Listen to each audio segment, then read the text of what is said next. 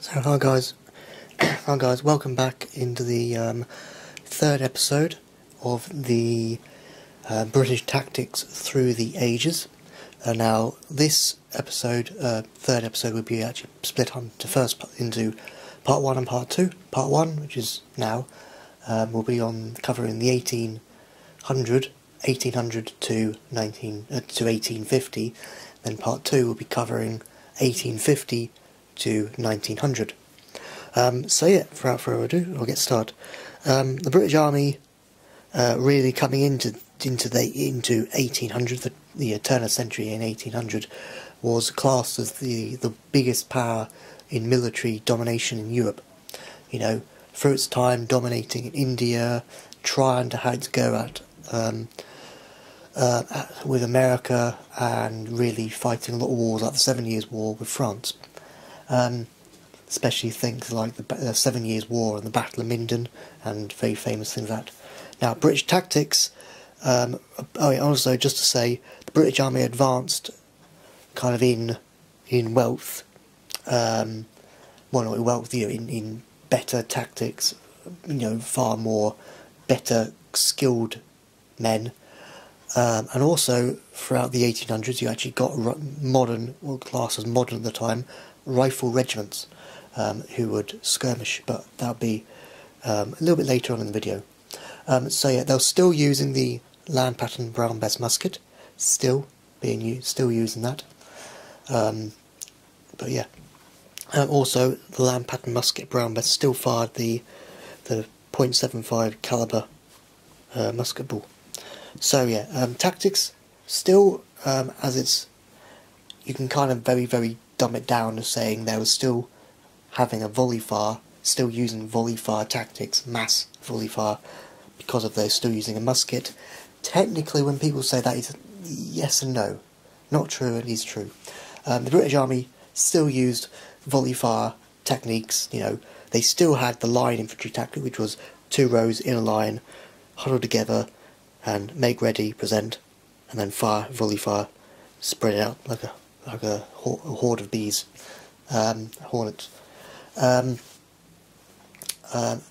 Yeah, still having that.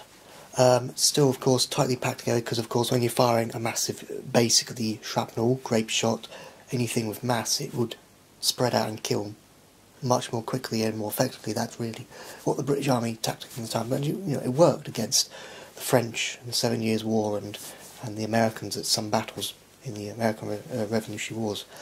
But the British Army had formed a new tactic to defend themselves against charging horses, cavalry, and that is to have the officer and the regimental colours, their own, which is basically every regiment at the time has their own colours, and I think they do still now, and this flag, officer in the middle, and they had a square of a good couple hundred, even 1,000 or so more men in the square, and you have the first rank kneeling down, and then you can have up to roughly four men in a rank, so you can have the first 2 men kneeling down, and these people kneeling down would have their brown bess bayonets pointing up, kind of up that way, like that, yeah? So basically it's like dating back to the old pike days of a horse charging towards a pikeman and a pikeman sticking the pike in. That's basically how it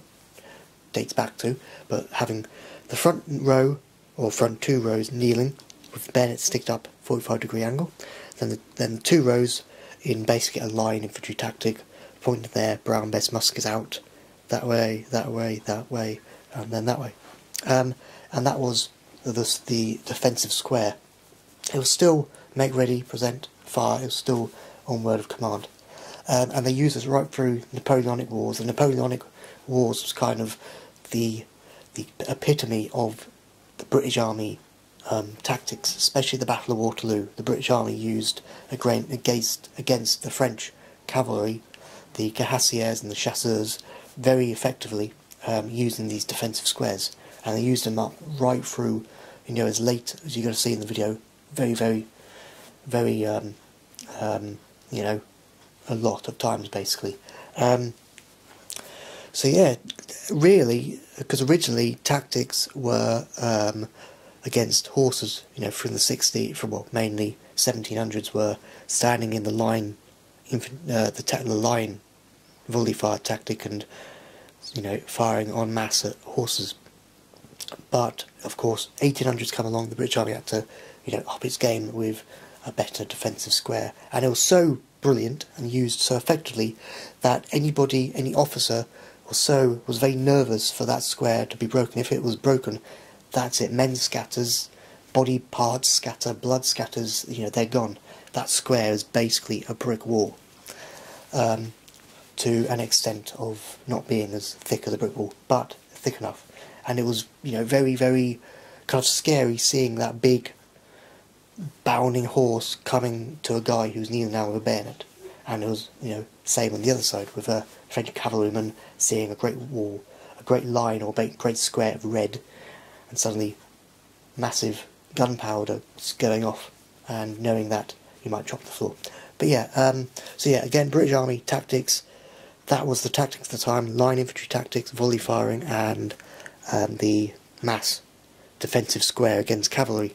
Again, firing Brown Bess Lamb pattern musket still being used the 75 caliber lead ball, well, musket ball.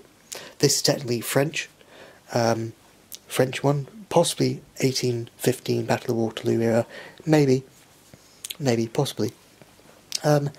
So yeah, now right through the 18-teens, the 1820s, Lamb pattern musket was used. Tactics still stayed the same, and still stayed the same in the early 1800s. The British Army had converted its land pattern musket, its Brown Bess, to the more up-to-date, better weatherproofed, what were called trade pattern muskets, the 1839 and the 1839 and the 1842 pattern trade muskets. Trade pattern muskets, basically giving places which don't have a lot of wealth this trade converted from old stock weapon, instead of giving a poorer country the best of the best, basically kind of giving a hand-me-down to another person. That's what it is.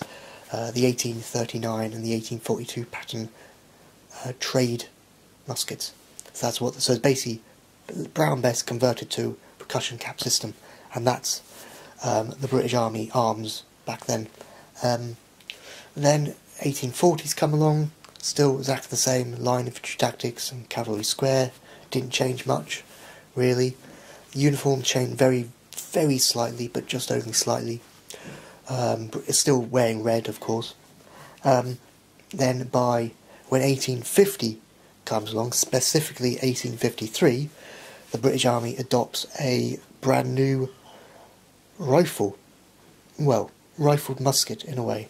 So that's been my quick first part of episode 3 of British Army Tactics Through the Ages.